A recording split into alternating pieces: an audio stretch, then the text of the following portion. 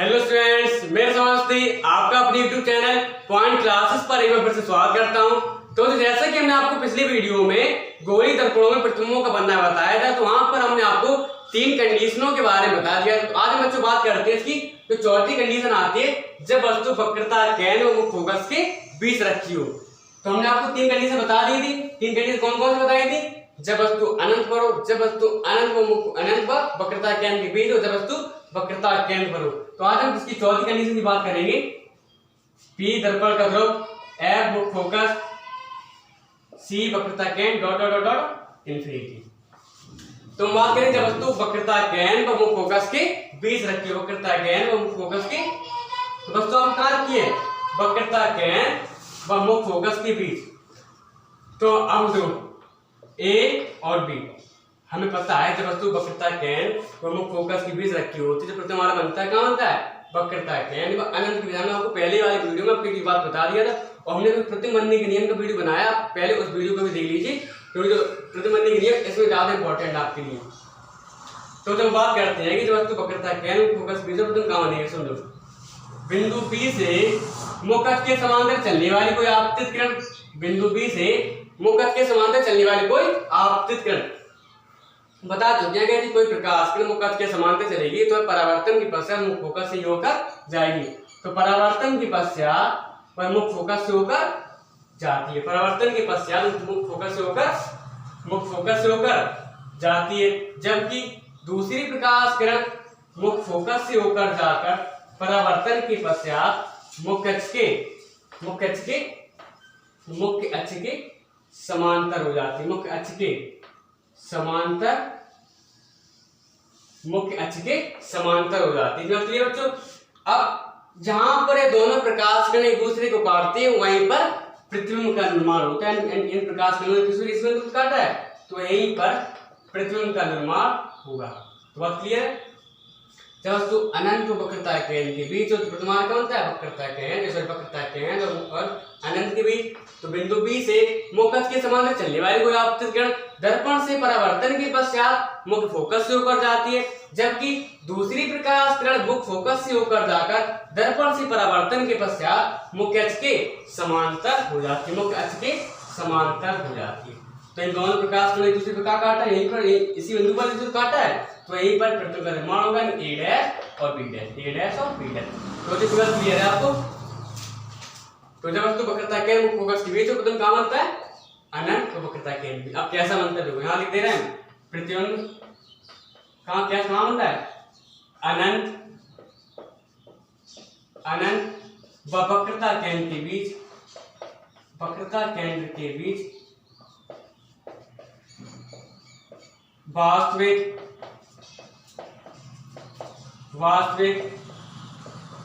उल्टा। देखो वास्तविक कंडीशन वास्तविक उल्टा बनता है, वास्तविक उल्टा एवं वस्तु से बड़ा बनता है। यहाँ पर कहां बनता है? वस्तु से बड़ा। तो जो इतनी बात क्लियर आपको? जब वस्तु वक्रता केंद्र और अनंत फोकस के बीच, तो कहां बनता है? अनंत व वक्रता केंद्र के बीच। कैसा बनता है? वास्तविक उल्टा वस्तु से बड़ा।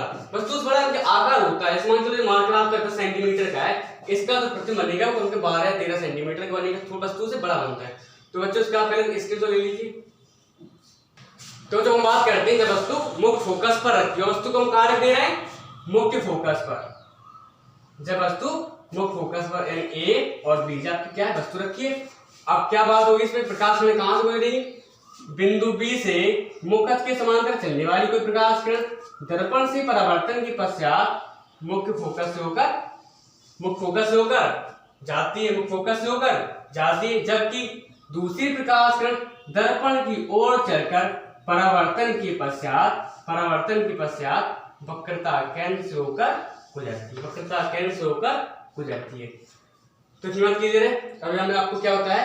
बिंदु B से मुख्य अक्ष के समांतर चलने वाली कोई आपतित किरण दर्पण से परावर्तन के पश्चात मुख्य फोकस से होकर जाती है, जबकि दूसरी प्रकाश किरण बिंदु B से चलकर दर्पण की ओर परावर्तन के पश्चात वक्रता केंद्र से होकर गुजरती है। अब बच्चों बात समझने वाली इतनी है कि यहाँ पर जो दोनों प्रकाश किरणें वक्रता केंद्र फोकस से गुजरती है, यह दोनों किरणें एक दूसरे के समांतर समांतर हो जाने के कारण अनंत पर जाकर मिलती हैं। क्यों? देखो, अगर मान चलो यहाँ की दूरी 10 मीटर की है, इतनी दूर 10 मीटर, यहाँ पर भी 10 मीटर, यहाँ पर भी 10 मीटर, तो एक अनुमान लगा लेते हैं, मान लेते हैं कि प्रकाश किरणें एक दूसरे पर अनंत पर जाकर मिलती हुई प्रतीत होती है। अनंत पर प्रतीत के अनंत पर जाकर वास्तव में मिल जाती है। कंडीशन वास्तविक है तो अनंत पर जाकर वास्तव में मिल जाती है। प्रकाश किरणें एक दूसरे पर समांतर, क्योंकि ये दोनों प्रकाश किरणें एक दूसरे के समांतर हो जाने के कारण अनंत पर जाकर मिलती हैं।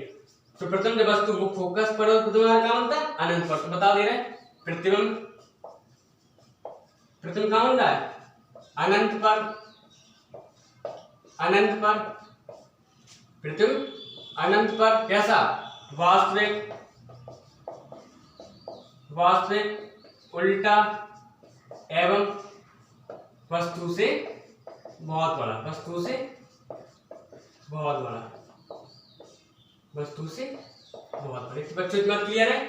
जब वस्तु अन्यमुख फोकस पर रखी हो तो क्या होता है? जब वस्तु मुख्य फोकस पर रखी होती है तो बिंदु बी से मुक्त के समांतर चलने वाली कोई आपतित किरण दर्पण से परावर्तन के पश्चात मुख्य फोकस से ऊपर जाती है, जबकि दूसरी किरण बिंदु बी से दर्पण की ओर चलकर परावर्तन के पश्चात वक्रता केंद्र से ऊपर जाती है। चूंकि ये दोनों किरणें एक दूसरे के समांतर हो जाने के कारण अनंत पर जाकर मिलती हैं। तो प्रथम क्या समझना है?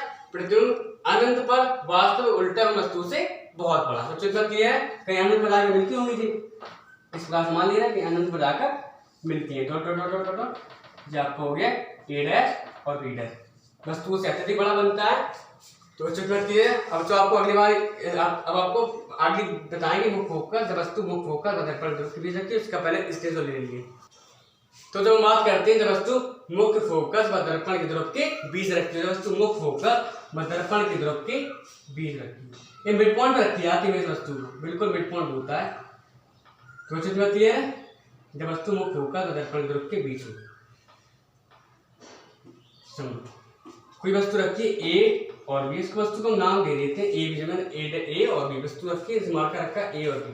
तो क्या होगा इसका? समझो, बिंदु बी से मुक्त के समांतर चलने वाली कोई आपतित किरण दर्पण से परावर्तन के पश्चात मुख्य फोकस से होकर जाती है, जबकि दूसरी प्रकाश किरण बिंदु बी से दर्पण की ओर चलकर परावर्तन के पश्चात वक्रता केंद्र से होकर गुजरती है। अब समझो बात को, इस बात को इतना क्लियर है? बिंदु बी से मुक्त के समांतर चलने वाली कोई आपतित किरण दर्पण से परावर्तन के पश्चात मुख्य फोकस से होकर जाती है, जबकि दूसरी प्रकाश किरण बिंदु बी से दर्पण की ओर चलकर परावर्तन के पश्चात वक्रता केंद्र से होकर जाती है। अब यहाँ पर बच्चों बात समझाने के लिए, ये दोनों किरणें परावर्तन के पश्चात एक दूसरे से दूर हटनी चली जाती है। मान चलो इतनी दूरी 10 मीटर है, यहाँ 20 मीटर, यहाँ 15, यहाँ 20। तो क्या होता है कि जब दोनों प्रकाश किरणें परावर्तन के पश्चात एक दूसरे से दूर हटनी चली जाती है। अब दो प्रकाश किरणें हैं, जब दो प्रकाश किरणें निकली है तो प्रतिबिंब बनेगा वो कहीं पर ही बने। तो प्रतिबिंब कहाँ बनता है? देखो बता चुके हैं, टोटल 6 कंडीशन थे अवतल दर्पण की 5 कंडीशन के लिए आपका प्रतिबिंब कैसा था? वास्तविक था। यानी वास्तविक का होना है कि जहां वस्तु रखी जाती है प्रतिबिंब वहीं बनता है, दर्पण के सामने ही प्रतिबिंब बनता है, वस्तु को दर्पण के सामने रख के। लेकिन अब जब बात आती है छठवीं कंडीशन, वस्तु मुख्य फोकस व दर्पण के ध्रुव के बीच हो तो प्रतिबिंब कहाँ बनेगा? दर्पण के पीछे। यहाँ मान लीजिए आपकी मुख्य, तो पहली प्रकाश किरण को पीछे बढ़ाते जाओ, पहली प्रकाश किरण को पीछे बढ़ाते जाने पर दूसरी प्रकाश किरण को पीछे बढ़ाते जाने पर जहां पर दोनों प्रकाश किरणें एक दूसरे को काटती हैं वहीं पर वस्तु का प्रतिबिंब बनता है। यानी ए बी का जो प्रतिबिंब बनना है ए डैश और बी डैश, ए डैश और बी डैश। समझ में आ गया? ए बी का प्रतिबिंब रखा है ए डैश बी डैश। ए डैश बी से कैसा बनना है? आवासी। जहां वस्तु बात आवासी की आएगी तो वस्तु प्रतिबिंब कैसा बनता है? सीधा ही बनता है। तो कैसा बनता है प्रतिबिंब? यहाँ बता देते आपको, प्रतिबिंब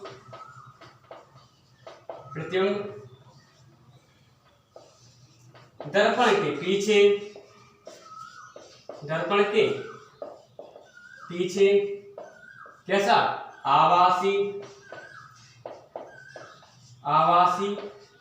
सीधा एवं वस्तु से अत्यधिक बड़ा,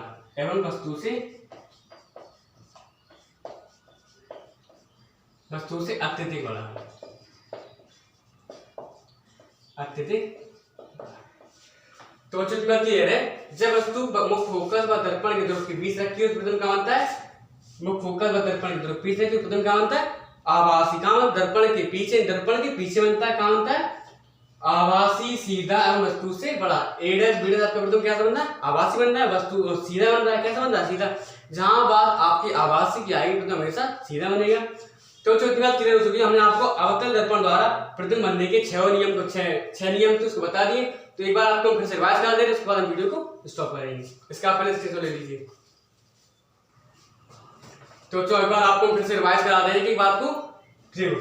वस्तु जब अनंत पर होती है तो प्रतिबिंब हमारा मुख्य फोकस पर बनता है। जब वस्तु अनंत पर होती है तो प्रतिबिंब हमारा मुख्य फोकस पर बनता है। कंडीशन पता है, वस्तु को रखने की कंडीशन पता है, जब वस्तु अनंत पर हो, जब वस्तु अनंत वक्रता केंद्र के बीच हो, जब वस्तु वक्रता केंद्र पर हो, जब वस्तु वक्रता केंद्र मुख्य फोकस के बीच हो, जब वस्तु मुख्य फोकस पर हो, और जब वस्तु मुख्य फोकस व दर्पण के ध्रुव के बीच हो। वो चीज क्लियर है। दो, जितनी दूरी मुख्य फोकस व दर्पण वक्रता केंद्र के बीच होती है उतनी दूरी मुख्य फोकस व दर्पण ध्रुव के बीच होती है। इस प्रकार से मान चलिए यहाँ मुख्य फोकस है, ठीक है। तो जब वस्तु अनंत पर तुम्हारा मुख्य फोकस पर, जब वस्तु अनंत और वक्रता केंद्र के बीच हो तो प्रतिबिंब हमारा वक्रता केंद्र और मुख्य फोकस के बीच बनता है। इतना क्लियर है। और जब वस्तु वक्रता केंद्र पर हो तो प्रतिबिंब हमारा वक्रता केंद्र पर बनता है। जब वस्तु वक्रता केंद्र और मुख्य फोकस के बीच हो तो प्रतिबिंब हमारा मुख्य वक्रता केंद्र व अनंत के बीच बनता है। जब वस्तु मुख्य फोकस पर हो तो प्रतिबिंब हमारा अनंत पर बनता है। 5 कंडीशन क्लियर है, कोई ज्यादा डिफिकल्ट है नहीं। दो, जब वस्तु अनंत मुख्य फोकस अनंत, बात क्लियर, अनंत मुख्य फोकस अनंत, वक्रता केंद्र 3 बात तो क्लियर हो चाहिए आपको। अनंत मुख्य फोकस अनंत, वक्रता केंद्र, ठीक है। जब वस्तु अनंत वक्रता केंद्र के बीच हो प्रतिबिंब वक्रता केंद्र यानी इस तरफ से इधर से उधर, उधर से इधर, यही बात हो सुने। तो अनंत वक्रता केंद्र के बीच तो वक्रता केंद्र मुख्य फोकस के बीच, बात क्लियर है। अब जो आपकी छिदमी कंडीशन थी आभासी वाली क्या थी, जब वस्तु मुख्य फोकस व दर्पण के ध्रुव के बीच हो तो प्रतिबिंब हमारा क्या बनता है, आभासी सीधा दर्पण के पीछे बनता है, वस्तु से अत्यधिक बड़ा बनता है, वस्तु से बड़ा बनता है। अब एक बात और समझने वाली बात है कि जैसे ही वस्तु को समझो ध्यान से, जैसे ही वस्तु को दर्पण की ओर लाते चले जाते हैं तो प्रतिबिंब हमारा दर्पण से दूर हटता चला जाता है। इतनी बात क्लियर है।